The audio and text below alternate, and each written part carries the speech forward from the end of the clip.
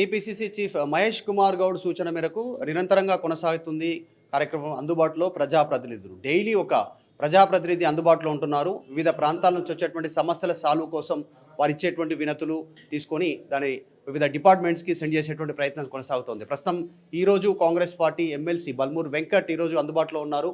సమస్యలు స్వీకరించడానికి రాష్ట్ర వ్యాప్తంగా వస్తున్నటువంటి సమస్యలు తెలుసుకునేటువంటి ప్రయత్నం బాగా మాట్లాడే ప్రయత్నం చేద్దాం. ఎమ్మెల్సీ బల్మూరు వెంకట్ గారిని కొన్ని విషయాలు అడిగేటువంటి ప్రయత్నం చేద్దాం. వెంకట్ గారు, ఏ అంశాలు ఇప్పటివరకు వచ్చాయి, మీకు ఏం దృష్టికి వచ్చాయి, ఎట్లా ఉంది కార్యక్రమం? అంటే ఈ ప్రజావాణి ఏదైతే ప్రజా దర్బార్ సంబంధించి పార్టీ కార్యకర్తలకి అదేవిధంగా ప్రజలకి అందుబాటులో ఉండాలని చెప్పి ఒక అద్భుతమైన కార్యక్రమం, ప్రతిరోజు ఒక ప్రజాప్రతినిధి కూర్చునే విధంగా మా పీసీసీ అధ్యక్షులు మహేష్ కుమార్ గౌడ్ గారు ఇనిషియేటివ్ తీసుకోవడం జరిగింది. సో దాంట్లో భాగంగా ఈరోజు ఎమ్మెల్సీగా నాకు ఈరోజు ఈ సమస్యల్ని పరిష్కరించడానికి కూర్చోవడం జరిగింది. ఇప్పటివరకు కొన్ని రేషన్ కార్డ్ ఇష్యూస్, దానితో పాటు ఇంద్రమ్మ ఇల్లుకు సంబంధించినవి, దానితో పాటు కొన్ని మెడికల్ ఏదైతే సంబంధించి మెడికల్ ప్రాబ్లమ్స్ తోటి వచ్చిన వాళ్ళకి సంబంధించిన డిపార్ట్మెంట్స్కి, దాంతోపాటు అన్ఎంప్లాయిడ్ యూత్ కూడా కొంతమంది వచ్చి వాళ్ళకున్న కొన్ని సమస్యలు, ఏ రకంగా నెక్స్ట్ రిక్రూట్మెంట్స్లో ఏవేవి పెట్టాలి, కొన్ని ఏజ్ రిలాక్సేషన్ అంశాలు అవన్నీ కూడా దృష్టికి తీసుకురావడం జరిగింది. పరిష్కారం అయ్యే సమస్యలు ఏవైతున్నాయో సంబంధించిన అధికారులకి ఇమీడియట్గా మాట్లాడి ఆదేశించి వాళ్ళకి ఇన్స్ట్రక్ట్ చేసి వీళ్ళు వచ్చి కలుస్తారు, రిజాల్వ్ చేస్తారని చెప్పడం జరిగింది. దానితో పాటు ఏవైతే గవర్నమెంట్ డెసిషన్ తీసుకోవాల్సిన ఇష్యూస్ ఏవైతున్నాయో అవన్నీ కూడా సంబంధించిన చీఫ్ సెక్రటరీ గారు కూడా కాల్ చేసి కొన్ని అంశాలు వారికి కూడా పంపడం జరిగింది. దానితో పాటు అఫీషియల్గా వచ్చిన ప్రతి ఇష్యూని కూడా లెటర్ హెడ్ పైన అడ్రస్ చేస్తూ సంబంధించిన డిపార్ట్మెంట్స్కి కలెక్టర్స్ కూడా పంపడం జరుగుతుంది. నిరుద్యోగులకు సంబంధించిన విషయంలో కాస్త ఎక్కువ ఎక్స్పెక్టేషన్ ఉంటుంది. గతంలో మీరు దీన్ని లీడ్ చేశారు ప్రతిపక్షంలో ఉన్నప్పుడు, కాబట్టి వచ్చేటువంటి రోజుల్లో ఎట్లా ఉండబోతుంది, దానికి సంబంధించి ఏమొస్తుంది, వారి గురించి ప్రధానమైన వినతులు ఏమున్నాయి నెక్స్ట్ రిక్రూట్మెంట్స్? అంటే గత ప్రభుత్వము అవగాహన లేకుండా, ఆలోచన లేకుండా 317, 46 కొన్ని తలతిక్క జియోలు తీసుకొచ్చి నిరుద్యోగుల పాలిట శాపం లెక్క వాళ్ళు వ్యవహరించారు. సో అవన్నిటినీ పరిష్కరించుదామని ఒక దృఢ సంకల్పంతో మేము ఉన్నప్పుడు ఏంటంటే ఫైనల్ స్టేజ్కి దాన్ని తీసుకొని వచ్చి పరిష్కరించలేని పరిస్థితికి తీసుకొని వచ్చారు.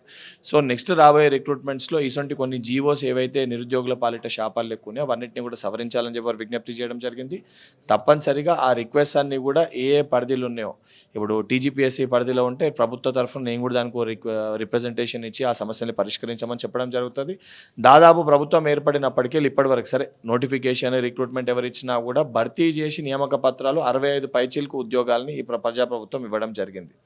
రానున్న 6-7 నెలల్లో కూడా ఏదైతే ఆ పైప్ లైన్లో నెక్స్ట్ పెండింగ్లో ఉన్న ఏవైతే అన్ఎంప్లాయిడ్ సంబంధించి జాబ్స్ ఏవైతే ఉన్నాయో సుమారు 35,000 నుంచి 40,000 ఉద్యోగాల్ని కూడా నెక్స్ట్ 6 to 7 మంత్స్లో ఈ ప్రజాప్రభుత్వము భర్తీ చేయబోతుంది. రైట్. నిన్న పాడి కౌశిక్ రెడ్డి కొన్ని స్టేట్మెంట్ చేశారు. ముఖ్యమంత్రి రేవంత్ రెడ్డి పైన కొంచెం వివాదాస్పదమైనటువంటి కామెంట్ చేశారు. హుజురాబాద్ ఎమ్మెల్యే, మీరు హుజురాబాద్ నుంచి అక్కడ కాన్సన్ట్రేషన్ చేసి ఏం చెప్తారు దాన్ని? కౌశిక్ రెడ్డి అనేటోడు తన ఎగ్జిస్టెన్స్ కాపాడుకోనీకి, లేదా రేపొద్దున మళ్ళీ ఈటల రాజేందర్ ఎక్కడ బీఆర్ఎస్ పార్టీలో జాయిన్ అయితే మళ్ళీ రేపొద్దున ఆయనకు టికెట్ ఇస్తారో ఇయ్యరో అని చెప్పి ఒక కుటుంబం దగ్గర మెప్పు పొందనీకి ఏది పడుతుంది మాట్లాడుతుండు. లేదా గతంలో ఆయన ఎమ్మెల్సీగా ఉన్నప్పుడు ఆయన డ్రైవర్ లెక్క పనిచేస్తాడు, బాగా అలవాటు ఆయనకి. ఆయన గతంలో డ్రైవర్ లెక్క పనిచేసి కేటీఆర్ని చేసిన పనులన్నీ కూడా ఈరోజు మా ప్రభుత్వంలో ఉన్న నేతలు కూడా చేస్తారని చెప్పి అతను భావిస్తుండేమో. కానీ ఆయన చేసిన ప్రతి స్టేట్మెంటు, ఆయన మాట్లాడిన ప్రతి మాట కూడా బహుశా కేటీఆర్ని ఉద్దేశించి మాట్లాడబోయి వేరే రకంగా మాట్లాడినట్టు నాకు అనిపిస్తుంది. నిజంగా పర్సనల్గా ఆయన ఎక్కడ పోయిండు, ఆయన ఏమేం చేసిండు, ఎక్కడెక్కడ తిరిగిండు అని ఆ విషయాలకు వెళ్ళి మాట్లాడితే ఆయన పైన కూడా అనేకమైన అలిగేషన్స్ ఉన్నాయి. ఏదో షేక్పేట్కి రిపీటెడ్గా పోతాడు, షేక్పేట్లో ఒక అపార్ట్మెంట్కి పోతాడు, ఎవరి దగ్గర పోతాడు. సరే, పర్సనల్స్ మేము ఏది కూడా మాట్లాడొద్దని ఒక పాయింట్ వరకు లిమిటేషన్ పెట్టుకొని మేము మాట్లాడతలేం. నిజంగా ఆయనకి వాస్తవానికి ఆ కేటీఆర్ ఎక్కడ తిరిగిండు, ఎవరితోటి పోయిండు, లేదా ఆ కేటీఆర్ ఆ యూకే పోయినప్పుడు ఎక్కడున్నాడు, కేటీఆర్ దుబాయ్ పోయినప్పుడు ఎక్కడున్నాడు, లేదా కేటీఆర్ మొన్న బర్త్డే జరుపుకున్నప్పుడు ఎవరితోటి జరుపుకుంటూ, లేదా ఫార్మ్ హౌస్ ఏదైతే సంబంధించి ఆయనకు ఫార్మ్ హౌస్లో ఏ రాజులు ఎవరిని తీసుకొని వచ్చి ఇటువంటి పర్సనల్ ఇష్యూస్ తీసుకొని లేనివి ఉన్నట్టు చెప్పి సోషల్ మీడియాలో ఏదో పేరు తెచ్చుకొని ఇప్పుడు కూడా ఆయన ఇంటిపైకి ఎవడు వస్తానే చెప్పలేదు, నా ఇంటిపైకి వస్తారు, అటాక్ చేస్తారు అని చెప్పి ఒక పొలిటికల్ స్టంట్ చేసే ప్రయత్నం చేస్తారు. అండ్ కౌశిక్ రెడ్డికి పిచ్చి ముద్రిపోయింది.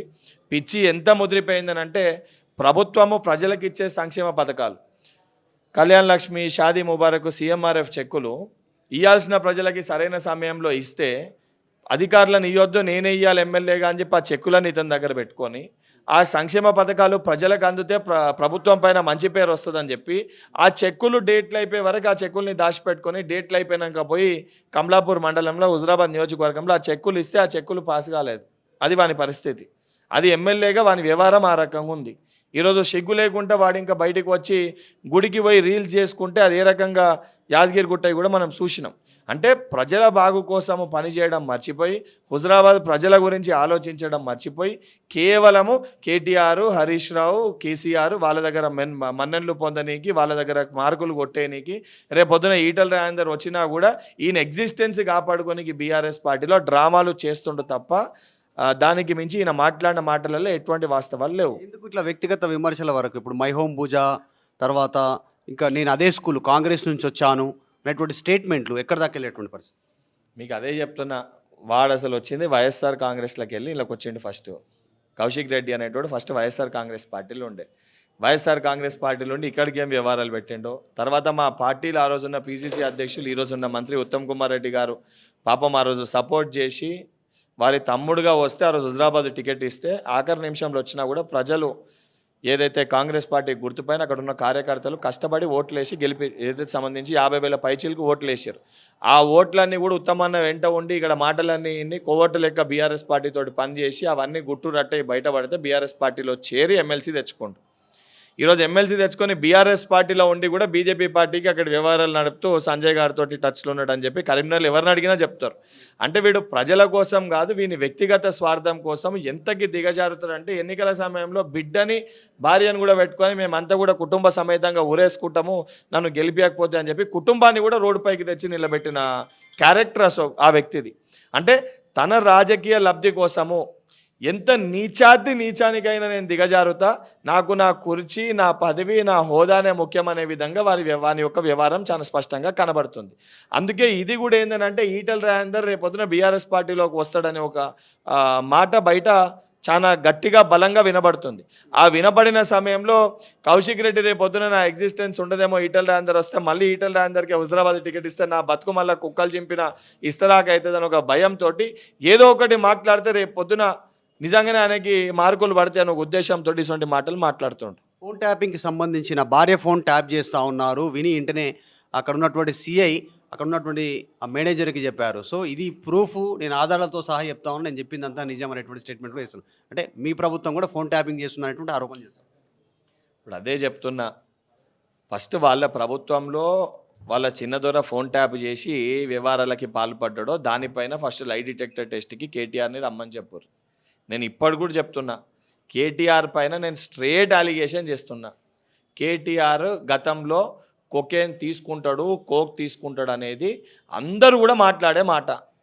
ఆ శాంపుల్ ఏదైతే టెస్ట్ పదే టెస్ట్ చేయమని అడుగుతారు, ఇప్పుడు అధికారాన్ని కోల్పోయారు. ఎక్కడన్నా పట్టుకొని ఏదన్నా కేసులో లోపలేసి టెస్ట్ చేస్తే ఆ శాంపుల్స్ బయటపడితే అని ఒక భయంతో ఇంత పొలిటికల్ హీట్ నడుస్తున్న అన్నిటినీ ఇడిచిపెట్టి ఈడికెళ్ళి యూకేకి వెళ్ళి ప్యారిస్ పోయి హెయిర్ ట్రీట్మెంట్ ఏమి తీసుకుండు, ఏం మెడికేషన్ తీసుకుండు, ఎందుకు హెయిర్ ట్రాన్స్ప్లాంటేషన్ చేయించుకుండు, ఎందుకు బాడీ డీటాక్సిఫికేషన్ చేయించుకోలేదా, చేయించుకోకపోతే ముందు టెస్ట్కి సిద్ధం కాదు అన్న వ్యక్తి ఈరోజు తిరిగి హైదరాబాద్కి వచ్చి ఏ టెస్ట్ కన్నా నేను ఒకసారి టెస్ట్ చేయించుకొని మళ్ళీ కరెక్టా కాదా రెండోసారి కూడా టెస్ట్ చేయించుకొని నిజంగానే దొరుకుతలేదని తెలిసి మళ్ళీ ఇలా తిరిగి వచ్చి నేను ఏ టెస్ట్ కన్నా సిద్ధం అని చెప్పి ఇప్పుడు మాట్లాడుతుండు.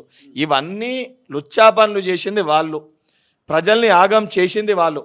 ప్రజలకి మెరుగైన పరిపాలన అందించనీకి, ప్రజల శ్రేయస్సు కోసము, తెలంగాణ రాష్ట్ర అభివృద్ధి కోసము గౌరవ ముఖ్యమంత్రి గారు తపన పడుతూ ఏదైతే అభివృద్ధి పదంలో తెలంగాణ రాష్ట్రాన్ని ముందుకు తీసుకొని పోతుంటే వారికి వచ్చే ఒక పేరుని జీర్ణించుకోలేక తట్టుకోలేక ఆ కారుకి సంబంధించిన పార్టీలో ఉన్న కేటీఆర్ చెప్పిన మాటలు పట్టుకొని ఈ పిచ్చోడు బయటకు వచ్చి మాట్లాడుతుండు. ఒకటి నేను మంత్రివర్గ సమావేశం ఉండే రద్దయింది, దానికి రీజన్ వేరే ఉంది. మంత్రులంతా కంప్లైంట్ చేస్తూ ఉన్నారు ఢిల్లీలో ఉండి, సోనియా, రాహుల్, మల్లికార్జున కంప్లైంట్ చేయడానికి, అందుకే క్యాబినెట్ సమావేశం రద్దయింది. ఈ సమాచారం నాకు ఢిల్లీ నుంచి ఉన్నటువంటి కాంగ్రెస్ పాత మిత్రులు చెప్పారు. ఇది కౌశిక్ రెడ్డి కామెంట్. ఇప్పుడు నేను కూడా ఒక మాట చెప్తా, కేసీఆర్ గారికి తొంటలు ఎట్లా ఇరిగిందంటే హరీష్ రావు కేటీఆర్ గల్లాలు పట్టుకొని గుద్దుకుంటుంటే కేసీఆర్ మధ్యలో వస్తే నూకేస్తే తొంటలు ఇరిగిందని చెప్తా. నిజమేనా అది? కేటీఆర్ హరీష్ రావు దానికి స్పష్టత ఇవ్వాలి. క్యాబినెట్ మీటింగ్ దానిపైన రానీకి ఆలస్యమైంది. అక్కడ దాని ప్రోగ్రామ్స్ పరంగా దాన్ని పోస్ట్‌పోన్ అయితే, దాన్ని తీసుకొని సంబంధం లేని విషయాలు మొన్నటి వరకు కూడా రాహుల్ గాంధీ గారు, రేవంత్ రెడ్డి గారికి సఖ్యత లేదని చెప్పి మాట్లాడారు. నిన్నది స్పష్టమైపోయింది. మళ్ళీ ఈరోజు ఒక కొత్త విషయం తీసుకొనొస్తుర్రు. నిజంగా వీరికి చిత్తశుద్ధి, బాధ్యత ఉంటే కేటీఆర్ పైన నేను అలిగేషన్ చేస్తున్నా ఫస్ట్ తనని తాను ప్రూవ్ చేసుకోమనండి. సొంత చెల్లెని బయటోడు తిడితే మాట్లాడని వ్యక్తి, చెల్లెనే పట్టించుకోని వ్యక్తి, చెల్లె బాగు కోసం ఆలోచించని వ్యక్తి తెలంగాణ ప్రజల కోసము, రాష్ట్ర అభివృద్ధి కోసం ఆలోచిస్తాడా? సొంత చెల్లెని విమర్శిస్తేనే దాన్ని డిఫెండ్ చేయని మాట్లాడని వ్యక్తులు వాళ్ళు. ఈరోజు బీఆర్ఎస్ పార్టీకి 4 టైర్లు ఉంటాయి కార్కి. ఆ 4 టైర్లు, ఒక టైర్ హరీష్ రావు కూడా వీక్కొని పోయిండు, ఒక టైర్ సంతోష్ రావు కూడా వీక్కొని పోయిండు, ఒక టైర్ కవితారావు కూడా వీక్కొని పోయింది, ఒక టైర్ కేటీఆర్ కూడా వీక్కొని పోయిండు. స్టీరింగ్ ఉన్న వ్యక్తి ఏమో బగ్గదాగి ఫార్మ్ హౌస్లో వన్నాడు. కారు మొత్తం కూడా రోడ్ ఎక్కలేని పరిస్థితులు ఉంది. ఈరోజు వాళ్ళు వచ్చి మా ప్రభుత్వం, మా ప్రజాప్రభుత్వం గురించి మాట్లాడే కనీస హక్కన్న వాళ్ళకు ఉందా ఈరోజు ప్రజలు గమనిస్తారు. ఇప్పుడు ముఖ్యమంత్రి లేఖ చూపించిన దానిపైన కూడా బీఆర్ఎస్ కామెంట్ చేస్తూ ఉంది. ఆ లేఖలో సోనియా గాంధీ నేను రాలేకపోతున్నాను అనేటువంటి చేసిన స్టేట్మెంట్కి దాన్ని ఆస్కార్ అవార్డు లేదా నోబెల్ ప్రైజ్ అని ముఖ్యమంత్రి చెప్పుకోవడం అనేటువంటిది అక్కడున్న పరిస్థితిని అద్దం పడుతుంది అనేటువంటిది బీఆర్ఎస్ చేస్తున్న విమర్శ. అసలు ఏం జరిగింది, లేఖలో ఏముంది అనేటువంటి చర్చ కొనసాగుతుంది. ఇప్పుడు వారు చెప్పింది చాలా క్లియర్గా రేవంత్ రెడ్డి గారు ఏముందో వారు ఎక్స్ప్లెయిన్ చేసి చూపించడం జరిగింది. ప్రతి దాన్ని కూడా వక్రీకరించి ఇంటెన్షనల్గా ఏదో జరగని దాన్ని జరిగినట్టు చూపివనికి వీళ్ళు చేసిన నాటకాలన్నీ కూడా బట్టబయలు అవుతాయి. కాబట్టి ఇవన్నీ డ్రామాలు ఆడుతుండ్రు. నేను మళ్ళీ చెప్తున్నా, తెలంగాణ రాష్ట్రంలో బీఆర్ఎస్ పార్టీ నాయకులకి మాట్లాడే అర్హతనే లేదు. మాట్లాడే అర్హత వాళ్ళకి కావాలంటే ముందు వాళ్ళ నాయకులని బయటికి వచ్చి మా పైన వచ్చిన అలిగేషన్స్ని మొదట ఫోన్ ట్యాపింగ్లో మేము పాల్పడలేదు, మేము ఏ హీరోయిన్ది, ఏ జ్యుడిషియల్ పర్సన్ది, ఏ పొలిటీషియన్ది, ఏ రిపోర్టర్ది ఫోన్ ట్యాపులు మేము చేయలేదు. ఆ ఫోన్ ట్యాపులు చేసి మా పైశాచిక ఆనందాన్ని మా కేటీఆర్ పొందలేదు. ఇటువంటి వ్యవహారాలకి మేము పాల్పడలేదని ముందు కేటీఆర్ లై డిటెక్టర్ టెస్ట్కి బయటకు వచ్చి చెప్పాలి. రెండోది, తెలంగాణ రాష్ట్రంలో డ్రగ్ కల్చర్ని ఎరాడికేట్ చేయాలని చెప్పి మేము తాపత్రయపడి కష్టపడుతుంటే ప్రతిపక్ష నాయకుడు కనీసం అసలు బిల్లులు పెట్టినప్పుడు కూడా అసెంబ్లీలో వచ్చి మాట్లాడలేదు. ఎందుకంటే స్వయాన తన కొడుకుని తాను ఆపలేకపోతుండు కాబట్టే ఇటువంటి విషయాలపైన నా ఇంట్లో నేను సక్కదిద్దుకోలేకపోయినా నేను వచ్చి ఇటువంటి అంశాలపైన అసెంబ్లీలో ఏం మాట్లాడతా అని చెప్పి ఒక కంక్లూజన్కి వచ్చే కేసీఆర్ అనే వ్యక్తి వస్తలేడు. ఇవన్నిటినీ కూడా ఏందనంటే కేటీఆర్ చెప్పిండని చెప్పి కొంతమంది పిచ్చి కుక్కలు ఎవరైతే ఉన్నారో, సరే ఎమ్మెల్యేలు ఉన్నారు కాబట్టి మొన్నటి వరకు గౌరవించిన, కానీ పిచ్చి ముద్రపై పిచ్చి కుక్కల లెక్క ఏది పడితే బయటకు వచ్చి అట్లా మాట్లాడి మా పైన విమర్శలు చేస్తే, సరే ఓర్పు సహనంతో అధికారంలో ఉన్నాం కాబట్టి, పదవులలో ఉన్నాం కాబట్టి మేము కూడా ఓర్పుతోటి సహనంతో ఉంటాం. కానీ రేవంత్ రెడ్డి గారికి, కాంగ్రెస్ ప్రభుత్వానికి తెలంగాణ రాష్ట్రంలో వీరాభిమానులు ఉన్నారు. రేపొద్దున ఇదే వ్యవహారం ఇదే రకంగా ఉంటే రేపొద్దున మీరు ఎక్కడ తిరిగినా చెప్పులతోటి కొట్టే పరిస్థితి వస్తుంది. ఆ పరిస్థితి వచ్చినాక మళ్ళీ వీళ్ళే కొట్టిపిచ్చిరు అని చెప్పి చెప్తారేమో. మీరు మాట్లాడే మాటలకి ప్రజలు రేపొద్దున వాళ్ళకి ఇచ్చే తీర్పు ఆ రకంగా ఉంటుంది.